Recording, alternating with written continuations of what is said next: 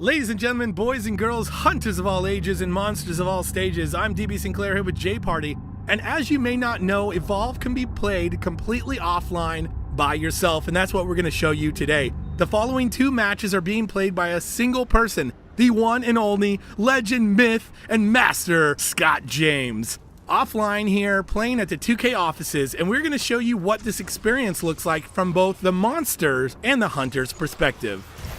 We are jumping into Defend. Defend is a mode that is part of the larger evacuation campaign. The entire evacuation campaign can be played entirely offline. That's what you're seeing today. Scott James is playing Defend as the monster completely by himself against the AI, playing offline, and he's chosen to play the newest monster, Wraith. As DB just mentioned, we are offline, but what's important about this is that you're able to keep any of the achievements you earn while playing offline and bring those to the online competition. This means monster unlocks and ability unlocks will carry over in all the different modes of Evolve. Yeah, the awesome part about this is if you're playing and getting ready for that competitive play against real people, you might want to come in here and mix it up against the monsters or the AI hunters, as you see Scott doing here.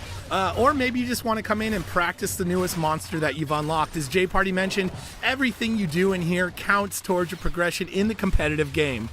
Yeah, and what's cool about this mode is it allows you to experiment without consequences. Playing against those AI bots is just good training to get those ability combos down. As we're going to see today with this Wraith character, there's a lot of fun combinations you can do with these abilities to kind of chain them into some unique strategies and hopefully surprise the hunters. And you really need to do that here with Defend. Defend is a mode where you really need to be patient. You need to let your minions who are pushing those lanes do work against the towers as you yourself come in and try and dismantle the hunters when they're focused on the minions or keeping the towers up. As you can see, the Wraith, though, down on armor, might need to pop out here, is able to do that, could possibly send that decoy in to do damage while he's out trying to get armor. Yeah, perhaps the biggest unique mechanic of Defend is that the hunters are going to constantly respawn. There's no way to win this mode just from knocking out the hunters. You will need to destroy the objectives. So that makes prolonged combat not optimal for the monster, as he's going to want to get out once that armor's gone and do the damage he can when he has AI backup, and those are those other little tiny Goliaths running around trying to tear down the generator. That said, if you could take the hunters out, they do have to wait for their dropship. You can use that time to take down the tower in your way or any of the turrets. You've seen the monster focusing two of the hunters, got him backed in the corner, and is able to potentially get one of them down there. I don't see the hunter as dead yet, so nicely done with the cloak there from support. Yeah, and that Supernova move just dishing out the damage. One of the Wraith's strongest abilities in her kit is that Supernova, and she's going to really rely on that to take down these hunters, as she's able to isolate Daisy here and remove that extra factor from the team and get rid of those random revives. Also, when you take down the hunters or Daisy, of course, and you kill them to their death, you will be able to munch on their corpses, and that will give you some armor to go back into the fight. In Defend, you want to be really patient. You want to pick your battles. You want to go in when you have armor, as there is a lot of firepower coming back at you. Yeah, worth noting, although the hunters are going to constantly respawn, the monster, however, has a very limited health pool. Because you start at level 3, there is no way to gain health in this mode, and that makes that armor management just so important. You need to bail when your armor's down and get in there when it's up. Specifically, look for the support of those AI monsters. As you can see just on the edge of the Wraith screen there, looks like they're moving towards the second objective here as that first generator is down. Yeah, generator 2 already being worked on by the minions. The Wraith using that decoy, sending it towards the generator as well, while the Wraith itself is going to pop that Supernova and be able to take down one of the turrets. As you can see, what Scott is doing is he's using that armor to go in and take down the turrets, then backing out, letting the minions do their job, and hopefully getting some more armor so he can go back in. Yeah, I like this decision here, taking down those turrets early. It's going to give the space the AI needs to hopefully get the small Goliaths in there to tear down the objective. Your goal really as the Wraith is just to distract the hunters, keep them on their back foot, and don't allow them to focus the fire on those small little Goliaths. You're seeing the minion timer up in the left-hand corner, as well as the countdown timer for the mode. That is basically when the evacuation ship will leave. Right now, you're seeing hunters will win in 5 minutes and 46 seconds if the monster is not able to destroy the final objective.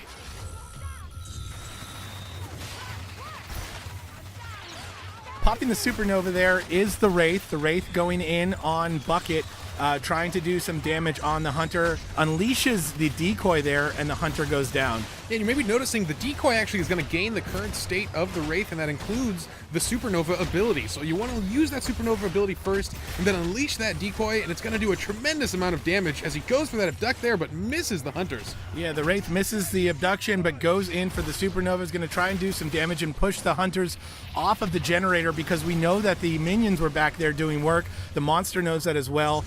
Pushing the Hunters back off of the generator allowed that final minion to destroy generator number 2, and now they're going to be working on the final objective here, J-Party. If the monster destroys this final objective, the monster will win, and unfortunately a lot of colonists will perish. That's going to weigh heavily on this Hunter squad. Absolutely, DB. And as noted too, when each generator falls, it's going to increase the round win timer for the monster. This is going to give the monster a lot of room to farm this area. He's got over 8 minutes now to destroy this last objective. And for those of you at home, if you're worried about the Hunter squad feeling bad about the loss of lives that they might incur if the Wraith wins, remember, these are AI Hunters. That's right. They don't have feelings, but they're really good at playing the game.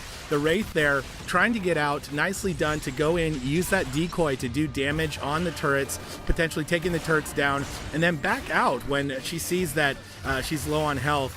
She's going to pick up some armor and take the fight back to the Hunters.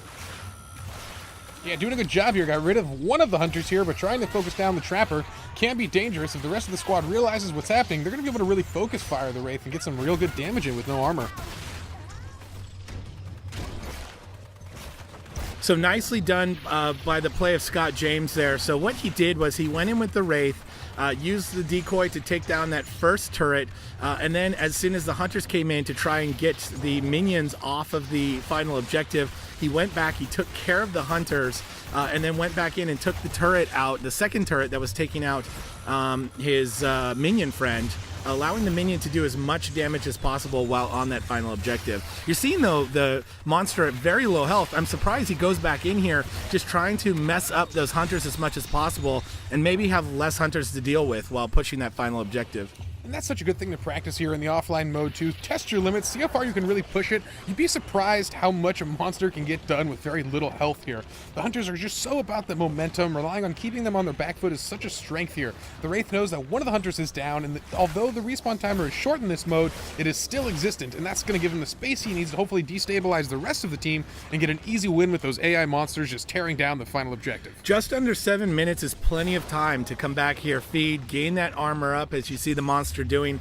And like J-Party mentioned, this is the offline mode, and this is a great time to practice. The way that monsters are unlocked in the game is you're playing the other monsters first before you get to Wraith here, so you're not going to be as familiar with Wraith as you are with Goliath potentially, especially for that competitive game. You want to come in here and, like J-Party said, push your limits, push your abilities, see what is possible, and you don't have to worry about the people on the other side giving you a hard time about it.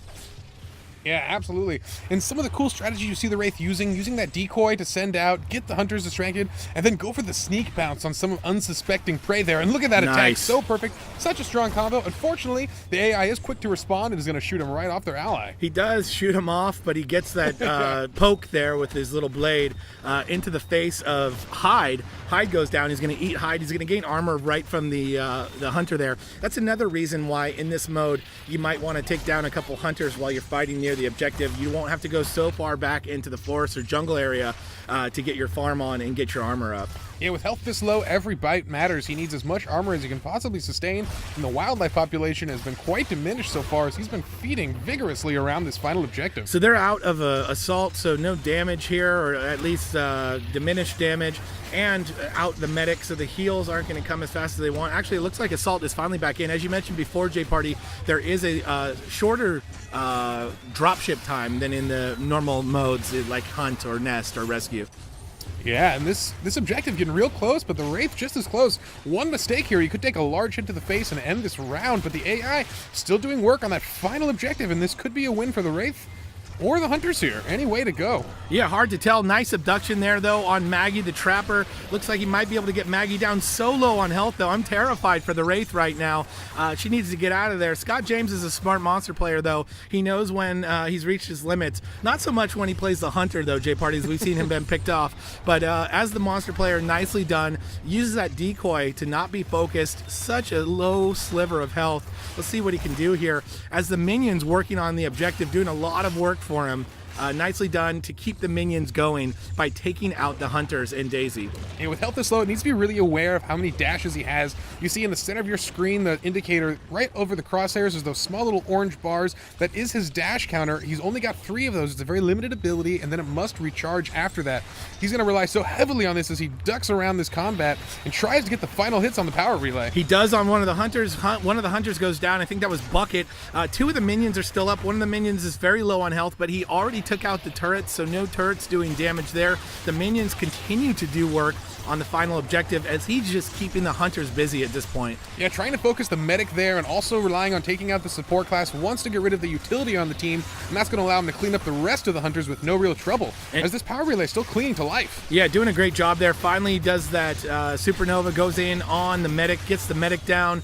The hunters right now struggling to try and get him down and out, but just hanging on for dear life with the rest of this little sliver of health. He's just going to go in on the back of the power relay now while the hunters are on the other side dealing with that final minion. And going into Supernova again, that should be able to do the damage that he needs to win. And sure enough, it is, J-Party. Ladies and gentlemen, that is solo evacuation defend mode there, shown by the master of the monsters, as I like to call him, Scott James. Well done there. And now we're going to see the opposite, J-Party. I'm pretty excited for that. We're going to switch over to a match of defend from the hunter's perspective. And the beauty of this is when he was playing the monster, he is stuck with that monster playing against the AI there. But now he's actually going to be able to hot swap between these hunters and play whoever he wants. Yeah, and this is one of the coolest modes to say and to play, and actually one of the most impressive modes to watch. You see a really good player is going to bounce between all 4 classes, use those long cooldown and key abilities to keep each other alive while they focus on the main character that they'd like to control, which in a lot of cases, it becomes very situational, and you can't have a standard. Yeah, very situational, even from the beginning here. As you see, he starts with Markov, he lays the mines down. Then he switches to Maggie, and he puts down the harpoon traps. And then finally here on Bucket, and he's putting those sentry guns down. He knows exactly how to lock down this area, or at least how he wants to, and he's doing that really well. Oh, nice move to put a little sentry gun on top of the rocks there. It's going to be hard for the monster to focus. And now it's up to him who he wants to switch between as it becomes even more situational based on how this fight goes. Yeah, trying to deal with those small little AI minions first, but then he notices Val is getting caught by the monster, and that's a rough thing. He can't switch in time. Val goes down here. We'll see if he tries to help Val up, but you probably don't want to play as one of the down hunters. Yeah, definitely not. He does switch indeed to Bucket. He's able to use that cloak to bring Val right back up. So nice move there by the support character. And what we're seeing here, J-Party, is going to be Scott really controlling the game to how he wants to play it, being able to switch. This is also a great way to check out the hunters you want to play, because you'll also be able to, once you have them unlocked, be able to switch between the hunters you want to see and put together your ideal lineup of hunters in this scenario, be able to practice them all, see what works best, and then go back and take this out to the real world. Yeah, that's absolutely my favorite aspect of it, is just testing some of the weirder combinations of hunters, as we never really know what are the strong combinations, and that's on purpose here. We want the experimentation, we want the practice, mix and matching all the different groups together, and finding out what works for you and your playstyle. Yeah, it's pretty cool too with this defend mode.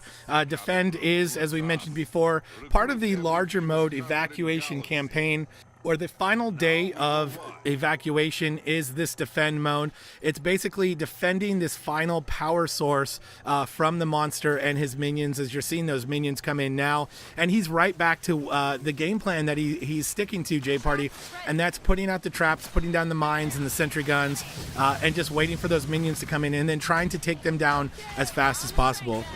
Yeah, relying on a lot of this AoE, I can see why he likes Bucket. Those rocket launchers are going to allow him to do damage to both of those tiny little Goliaths at the same time. That's going to help him wear down those monsters. You know, this mode is perfect for the player that has an idea of, their ideal situation and the ideal team they want to put together. This is going to allow them to come in and work on those and maybe take that information back to their friends and say, hey, I was in defend mode, I was playing it, I was working through the different hunters, and I found this 4 that worked really well. Let's try that out. Yeah, absolutely here, DB. It's interesting playing on the medic a lot here. Wants to just give vision to himself there, so when he switches between characters, he's not going to be confused. He's going to know exactly where the monster's at here. And look at that. For this fight, he's chosen to play as the medic because he knows it's been a real target by the monster. Wants to just keep Val alive and in this fight, as she's just so important for this team to keep everyone standing. Also, beyond visibility there, she is going to be able to slow down the monsters and the minions with that trank gun. Doing a nice job of that there. The longer you can slow down any of those 3 enemies, the more damage you can do to the rest.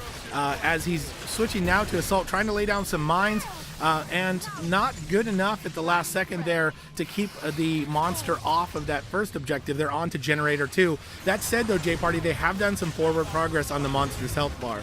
Yeah, absolutely. That becomes the long-term progress for the Hunters, is just tearing down that health bar. As I mentioned earlier, there is no way to regenerate health on this mode as a monster as you start the game at stage 3. It forces you to rely on that armor and makes it oh so important to play defensively and leave when the time is not right. One thing that we mentioned before, but I'll say it again, is that even if you're in here just practicing and working on maybe a new hunter that you haven't played before, all of this progress and experience that you're gaining here is going to go towards your progression and carry over to the competitive game.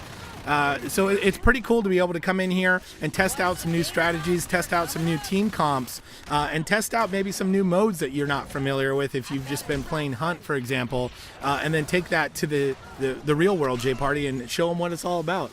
Yeah, each mode requires such a unique strategy and a different take on what you're going to do each time, and that's what's so fun here, is he's going to try some strange things here. And I like what Scott James chose on this one. Went with a really defensive team, a lot of mines to be placed by each member, and that's what allows him to just maximize the utility of each hunter here. And the Wraith coming back in, trying to get some damage, but the Wraith with such a low armor pool needs to be very careful.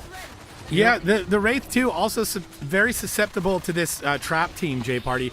The traps laying around are good to catch both the Wraith and the decoy there. And this team doing a lot of damage when Markov can get those mines down. Unlike the, nice abduction there on the medic. Really nicely done to separate the medic there. So even the AI monster showing a trick or two here. Yeah, absolutely, going for the body there, not the player reviving it. Unfortunately, Val does get back into this fight, and with everyone almost standing here, the monster might need to retreat here as that armor once again getting just so low. Yeah, so what we're seeing here, J-Party, with those mines is that the other monsters, Kraken and Goliath, both have some pretty good counters towards their mines.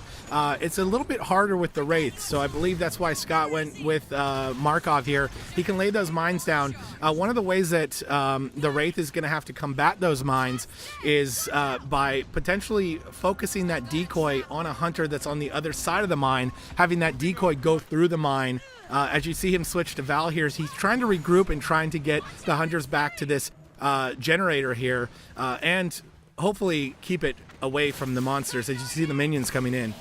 Yeah, and getting comfortable with those abilities is something that does require practice. Once again, perfectly utilized here in the offline mode. Testing some of the weirder mistakes where it just kind of looks embarrassing, where you mess it up the first few times, but you practice it offline, you master those strategies, and then bring them to the face of the internet and just smash folks online. Yeah, sentry guns also really good against the Wraith. You can lay those out when the Wraith comes in. Even if the Wraith is using that supernova to do lots of damage onto the hunters, it's going to take damage itself with all these traps laid around. There's no way to escape them all. And then again, he's going to switch to Bucket and he's going to put down those sentry guns. He's really just going through the cycle of hunter players there to lay down the best defenses possibly, and then playing the player that he wants to use in the moment. You would notice as a lot of his strategy here is just maximizing the use of those traps, those mines, just making sure they're down, and then giving the rest of his team vision. I love what he's doing. He bounces between Bucket and as well as Val, and wants to focus on tracking the monster down, so no surprises here. And I like it. Using the UAV here, and look at that. Gets a spot already. He's going to be able to track this Wraith, and that's going to let the rest of the team know exactly where she's lurking. He also saw the minions in the UAV there too, so he knows that they're coming in, and he knows exactly where they are. As the monster is tracked there, he's going to switch to Val, and he's going to get that trank gun in and slow down the monster. This is going to buy the hunter team some time. As you can see, the timer down to 2 minutes and 26 seconds. This is a hunter win if they are able to hold the monster and the minions off for that time. But as we mentioned in the other video, 4 minutes will be added to the timer if the monster can get through. Yeah, this is actually looking good though for the Hunters right now. 2 minutes is a pretty decent amount of time, although as I say, the Generator continuing to take losses, and a Hunter goes down there. We'll see if he switches out of the support class and focuses on trying to get himself back in the fight. Yeah, 2 Hunters go down, J Party. It looks like Assault and the medic, or excuse me, Support and Assault. The Trapper good to go to get him back up, and Daisy helping with that as well. Trying to get away from the Wraith there, laying down some traps as the Wraith is coming in. That AI monster trying to do work here on Scott. And doing some work there, knocking down a bunch of the Hunters. Oh, and takes him down at the end there, but look at this dropship full of the whole squad here. And this is not a good look for the team, as they're going to have full reign over the Generator for all the monsters there to just tear it apart here. But once again, the short dropship timer gets you right back into the fight in this mode. Yeah, fortunately, they got the short dropship, but it is the entire team out of commission at the moment. So the Generator being worked on by the monster and its minions, as J Party mentioned. This is going to give him some time to get in there. It looks like the monster might have actually gone back out to get some armor.